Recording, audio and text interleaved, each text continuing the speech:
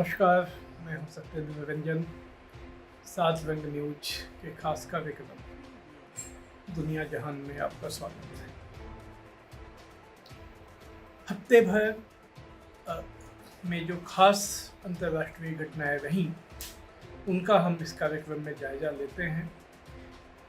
तो आज जब हम यह जायजा लेने बैठे हैं तो जाहिर है कि जो घटना या जो संदर्भ सबसे ज़्यादा छाया हुआ है पूरी दुनिया पर, वो अफ़गानिस्तान का है। अफ़गानिस्तान में भारी बदलाव हो चुका है। अमेरिकी फ़ौजें और अमेरिका के जो साथी देश हैं NATO, North Atlantic Treaty Organization, उनकी फ़ौज 20 साल तक अफ़गानिस्तान में रहने के बाद वापस जा चुकी है। यह घटनाक्रम इतने नाटकीय ढंग से और इतनी तेजी से कि इसके असर से या इसने जो एक लोगों के दिमाग पर प्रभाव डाला, जो एक तरह का सदमा जो लोगों को लगा, उसके असर से दुनिया अभी तक उबर नहीं पाई। और दुनिया में तमाम तरह की चर्चाएं इसके आधार पर शुरू हो गई हैं। खासकर अगर हम पश्चिमी मीडिया को देखें तो उसमें एक आम चर्चा यह है कि क्या अफ़गानिस्तान में जिस तरह की पराजय अमेरिका और नेटो को पराजय का मुंह देखना पड़ा, इसे पराजय इसलिए माना जा रहा है कि वो जिन मकसदों के लिए वहाँ आए थे उसे पूरा नहीं कर पाए। जिस तालिबान को हटाने के लिए उन्होंने हमला किया था 20 साल पहले, वह तालिबान उसी समय काबुल में फिर से सत्ता पर आकर काबिज हो गया, जबकि अभी उनकी फ़ौज वहाँ मौजूद थी।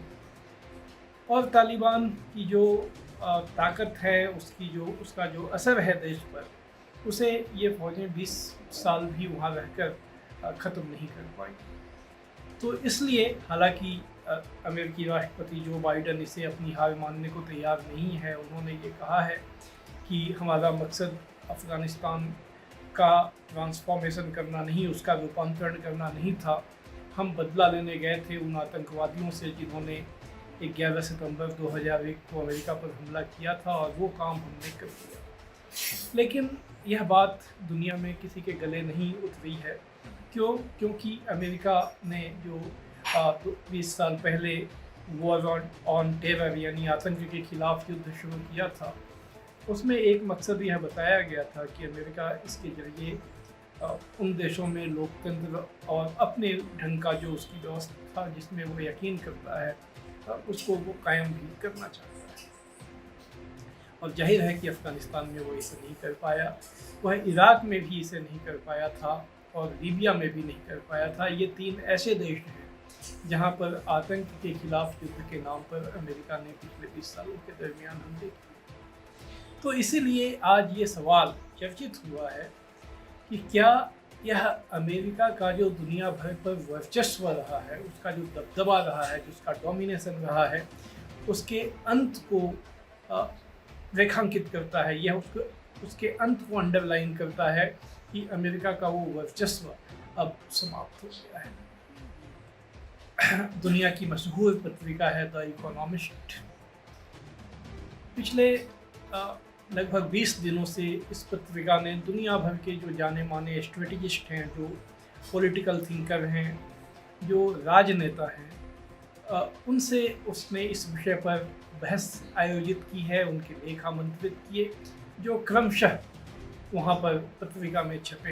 कि दुनिया के ज़्यादातर चिंतक, विचारक या जो एक्सपर्ट हैं, वह आज यह मानते हैं कि अमेरिकी सत्ता का असर जो एक समय माना जाता था, जिसे कि पैक्स अमेरिकाना कहा जाता था कि पूरी दुनिया अमेरिका के वर्चस्व में है, और उसकी कहीं ना कहीं समाप्ति होती हुई दिख रही है।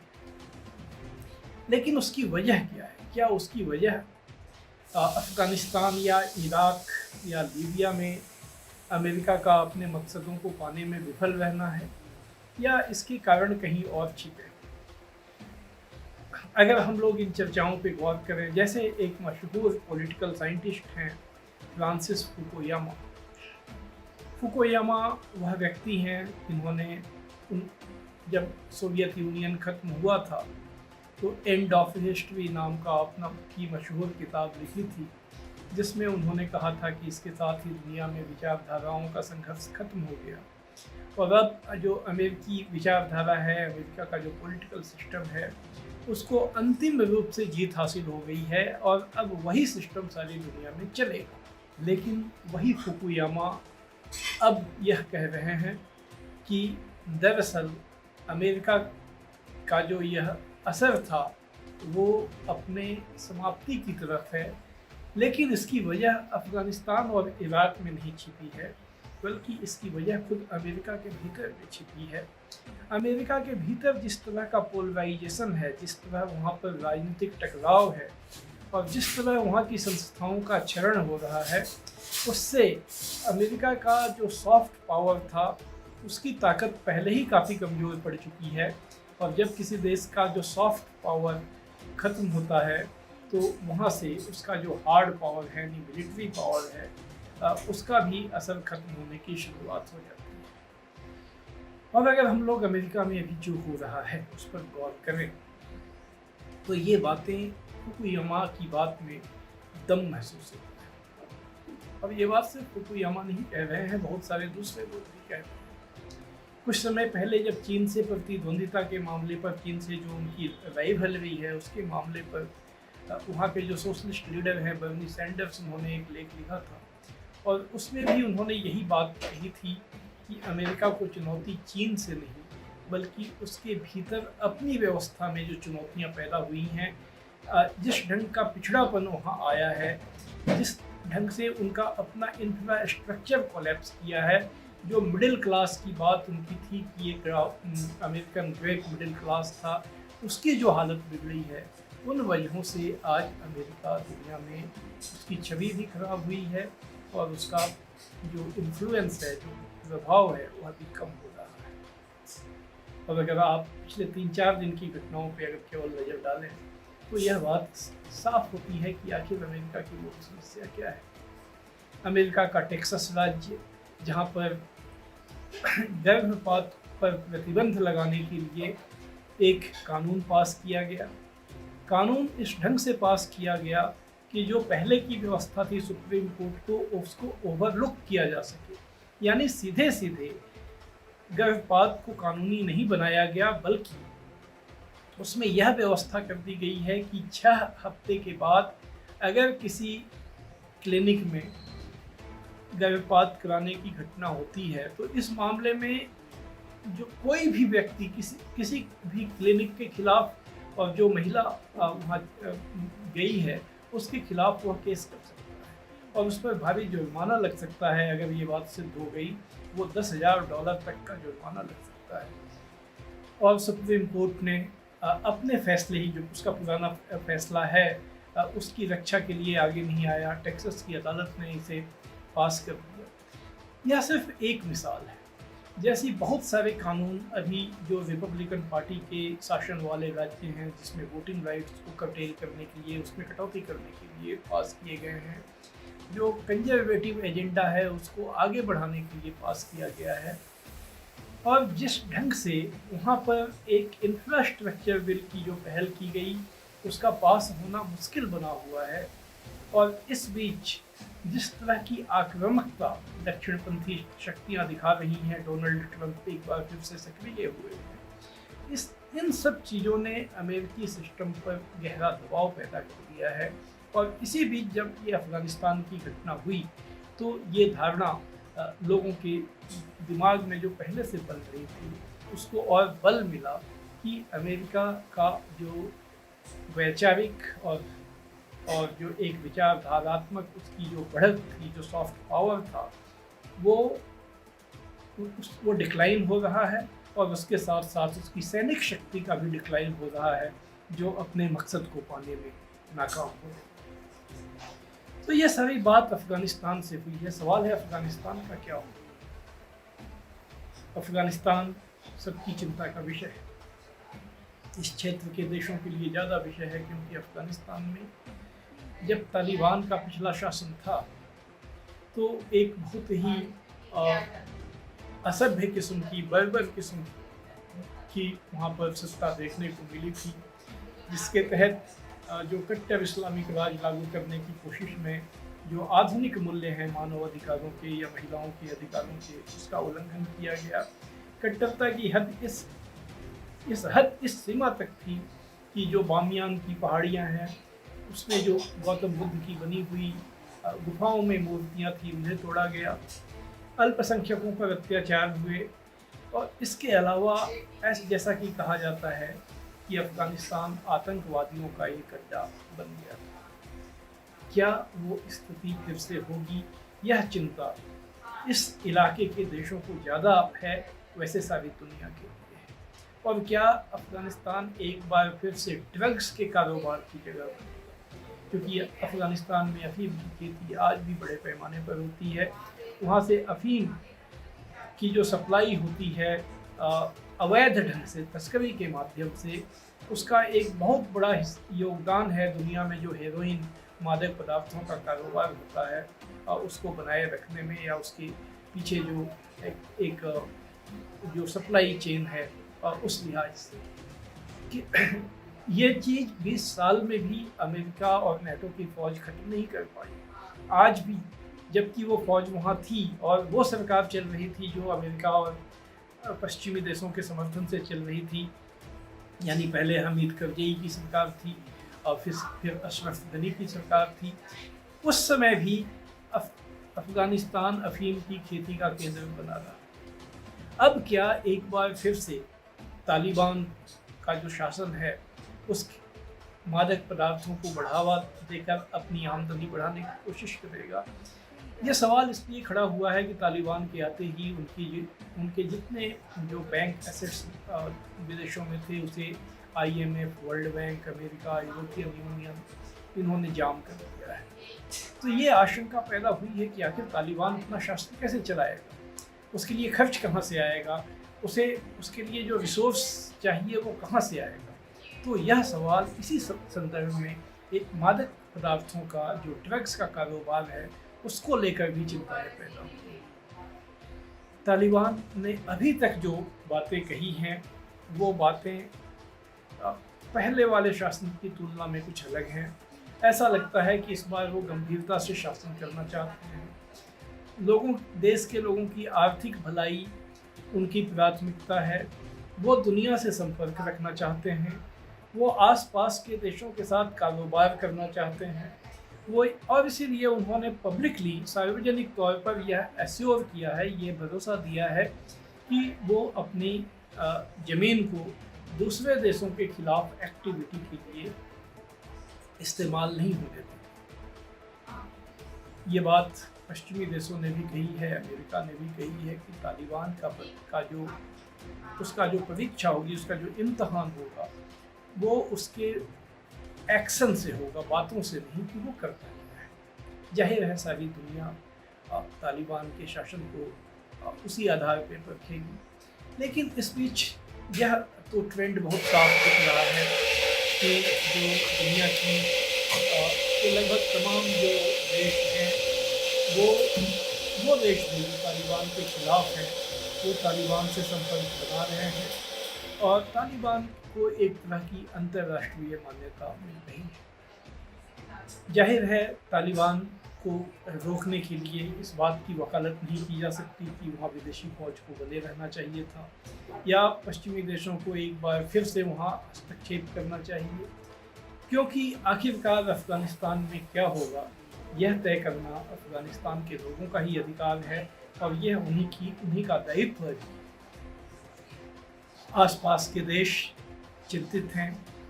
अमेरिका ने जिस ढंग से अपने को विड्रॉ किया उससे यह संदेश गया है कि अब अमेरिका के भरोसे कोई देश नहीं रह सकता, चाहे वो पश्चिमी एशिया के देश हों या गल्फ कंट्री हों या दुनिया के किसी भी हिस्से के देश हो। तो अफ़गानिस्तान ने एक बहुत ही बड़े बदलाव की तरफ संकेत किया है और उसका वो बदलाव क्या होगा, उसका ठोस रूप क्या होगा, वो कहाँ तक जाएगा, उसके क्या परिणाम होंगे लॉन्ग टर्म में, यह अभी तो हमें इंतज़ार करना पड़ेगा जानने के लिए।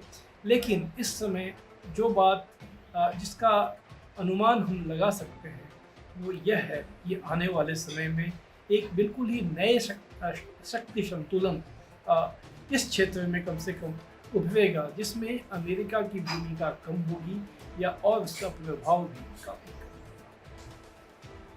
होगा। अब आखिर में हम बात करेंगे चीन की।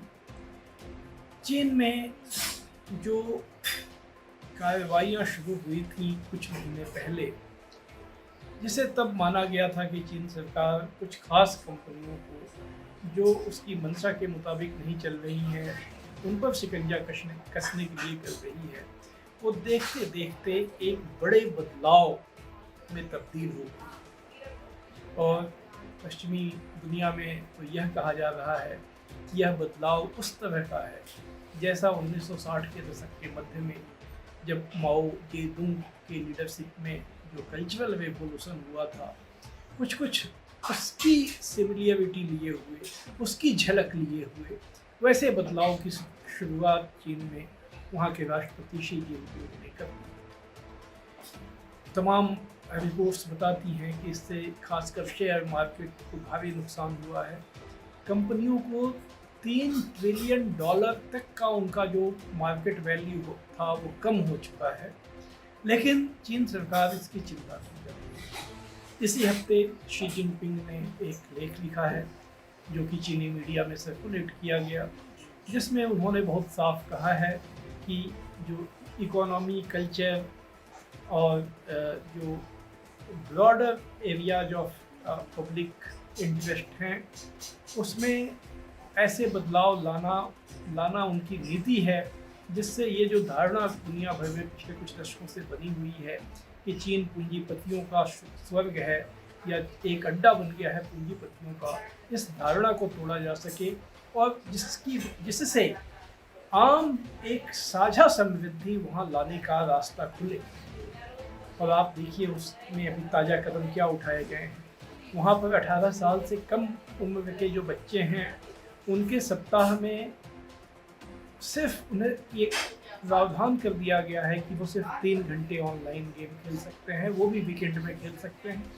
इसे कैसे सुनिश्चित करेंगे? सुनिश्चित ऐसे करेंगे कि जो ऑनलाइन रजिस्ट्रेशन होता है वो एक्चुअल नाम से ही कंपनियां कर सकेंगी और किस व्यक्ति ने कितनी देर तक ऑनलाइन गेम खेला इसका रिकॉर्डिंग हो। वहाँ पर एग्जामिनेशन सिस्टम में जो एक दुनिया भर का ट्रेंड है, हमारे देश में भी है कि बच्चे एग्ज़ाम दर एग्ज़ाम में उलझे रहते हैं, तो इस ट्रेडिशन को ख़त्म कर दिया गया है। एग्जामिनेशन जो है वो जो बिल्कुल प्राइमरी स्कूल के बच्चे हैं उनके लिए तो परीक्षा ही ख़त्म कर दी गई है। जो माध्यमिक स्कूल तक हैं उनमें ये प्रावधान कर दिया गया है कि साल में 1 या 2 से ज़्यादा एग्जामिनेशन नहीं लिया जा सकेगा। और इन क्रम को आप अगर इसके पहले जो कदम उठाया गया था, ट्यूशन पर रोक लगाई गई थी, प्राइवेट कोचिंग पर रोक लगाई गई थी, बताया जाता है कि $120 अरब का कारोबार था प्राइवेट कोचिंग और ट्यूशन का, जिसको पूरी तरह से प्रतिबंधित कर दिया गया है। बड़ी कंपनियों की जो मोनोपोली है उनके खिलाफ कार्रवाई शुरू की गई है और ये उस समय किया गया है जब चीन पर पहले से ही पश्चिमी देश खासकर अमेरिका का शिकंजा कसता गया है। लेकिन चीन ने अगर हम लोग थोड़े पीछे जाकर देखें तो जब उन्होंने अपनी अगली पंचवर्षीय योजना को मंजूरी दी थी तो उसमें उन्होंने बहुत साफ साफ कहा था कि हम जीडीपी सेंटर्ड डेवलपमेंट की जो पॉलिसी है उसको छोड़ रहे हैं। हमारा मकसद सिर्फ आंकड़ों में जीडीपी बढ़ाना नहीं बल्कि कॉमन प्रॉस्पेरिटी लाना, साझा समृद्धि लाना हमारा मकसद है। और इसके लिए एक सस्टेनेबल डेवलपमेंट का पाथ जिसमें भले जीडीपी ग्रोथ कम हो लेकिन एक आम लोग एक अधिक मानवीय ढंग से ज़िंदगी जी सकें और एक बराबरी का समाज बनने की तरफ चीन बढ़ सके, ये चीन की कम्युनिस्ट पार्टी का लक्ष्य है। और पिछले कुछ 2 महीने या 3 महीने में जो कदम उठाए गए हैं उसके बाद पश्चिमी मीडिया में जो निक्केई एशिया एक वेबसाइट है जो फाइनेंशियल टाइम्स ब्रिटेन का मशहूर अखबार है, उसका एशिया एडिशन है, टोक्यो से चलता है, उसने अभी हाल में अपनी एक टिप्पणी में लिखा है कि चीन का जो लेफ्ट टर्न है, जो वामपंथ की तरफ जाने के लिए चीन ने अपना रुख किया है वो वास्तविक है, वो कोई दिखावा नहीं है। और बल्कि उसकी एक ठोस योजना और एक ठोस रास्ते के साथ चीन उस तरफ बढ़ गया है। तो यह एक दिलचस्प प्रयोग है। सारी दुनिया की दिलचस्पी इसमें रहेगी कि आखिर इसका परिणाम क्या होता है। क्या यह परिणाम होगा कि चीन की जो एक आर्थिक हैसियत है वो ख़त्म हो जाएगी और उसका जो एक पूरी दुनिया में पिछले 20 साल में उसका एक जो इकोनॉमिक फील्ड में दबदबा था वो नहीं रह जाएगा? क्या यह प्रयोग एक बैकफायर करके चीन को न घर के रहे न घाट के रहे उस हालत में पहुंचा देगा, या सचमुच जैसा कि चीन की कम्युनिस्ट पार्टी कह रही है कि वो एक नया डेवलपमेंट का मॉडल उन्होंने सोचा है और उसका प्रयोग करके दुनिया को दिखाएंगे? इस क्या अंतिम परिणाम होता है यह देखने में दुनिया को दिलचस्पी। तो आज बस इतना ही। धन्यवाद।